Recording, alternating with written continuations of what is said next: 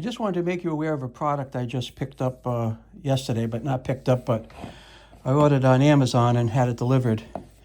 This is a product made by IDEAL. It's called a Powr-Fish pull line. Now, this happens to be color blue, and I didn't realize they made a lot of different colors in this, all right? I figured that I've got a couple of pool lights that I'm going to be replacing, and I'm going to need to pull some new power cable from the pool, 2 locations on the pool, up some conduits into my power box.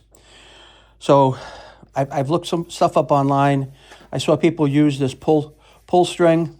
It's probably the easiest and best way to do it, and I'll get to that. It's a little lousy out today, but this week I'm going to actually fish this in. I'm going to attach this to the old line, pull it through, have it ready. But basically all it is, it's string. There it is. That's all it is right here. And you're supposed to put it in here and pull it, and it's all like contiguous, so it won't tangle up or snarl or anything. Now, the reason they make different colors, I didn't realize this, the reason they make different colors is because, you know, you want to identify things that you're putting in. Like, what if you were pulling power, high voltage, low voltage? What if you're pulling doorbell wire or whatever it is? You could use a different color string for each one of them. Now, this is 500 feet, also known as 152 meters.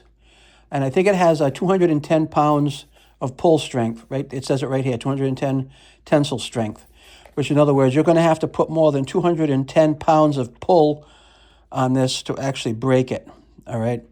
So there's the can. Now, the reason I got this on Amazon is this is about half price than what you would pick it up at either Lowe's or Home Depot.